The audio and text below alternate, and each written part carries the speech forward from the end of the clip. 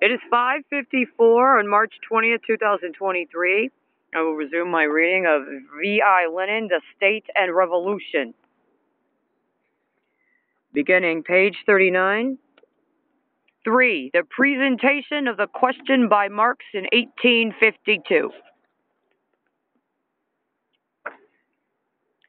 In 1907, Meyring of the magazine Neuzeit, volume 25, 2, page 164, published extracts from a letter from Marx to Weidemeyer, dated March 5, 1852.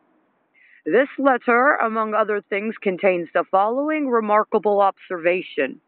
Quote, now as to myself, no credit is due to me for discovering the existence of classes in modern society, nor yet the struggle between them.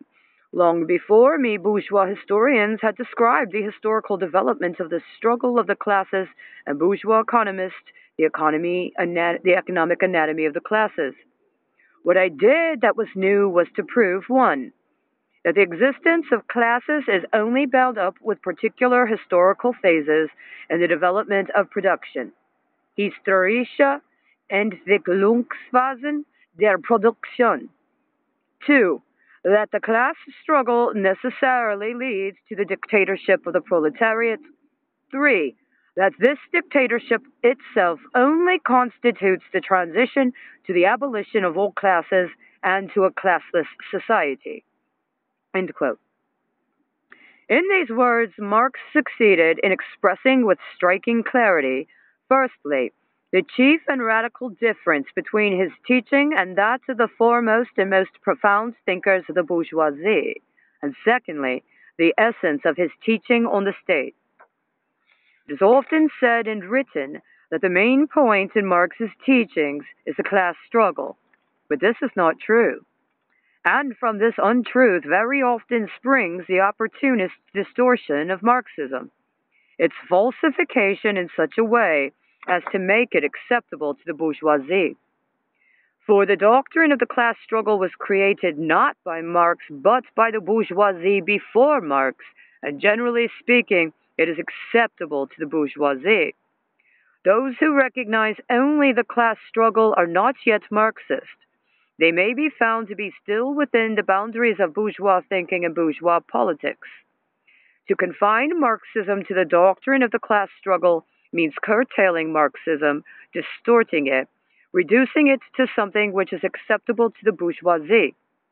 Only he is a Marxist who extends the recognition of the class struggle to the recognition of the dictatorship of the proletariat.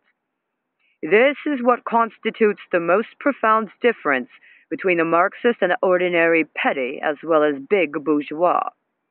This is the touchstone on which the real understanding and recognition of Marxism is to be tested.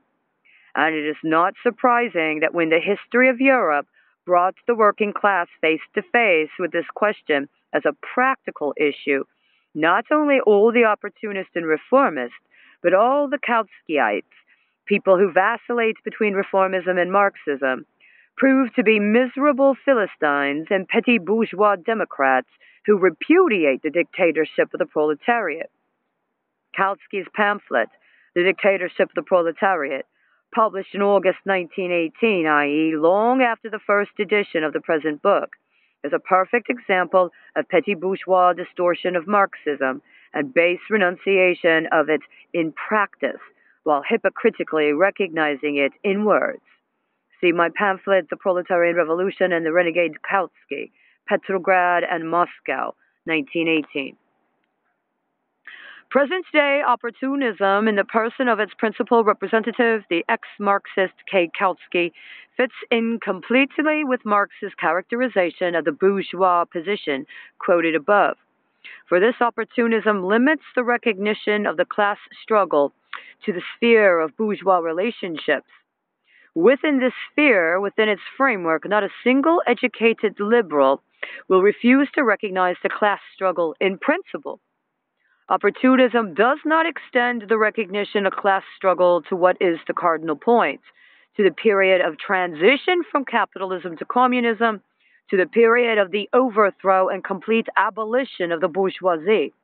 In reality, this period inevitably is a period of an unprecedentedly violent class struggle in unprecedentedly acute forms, and consequently, during this period, the state must inevitably be a state that is democratic in a new way for the proletariat and the propertyless in general, and dictatorial in a new way against the bourgeoisie.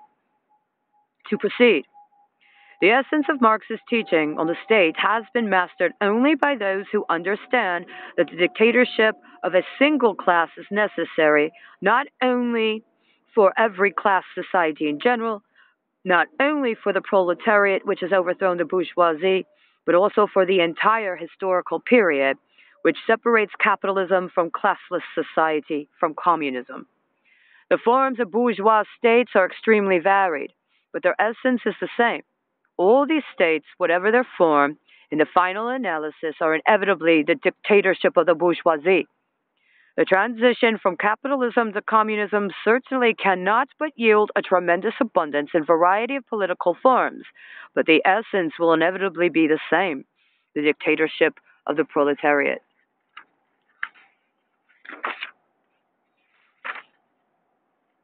I will finish at the bottom of page 51.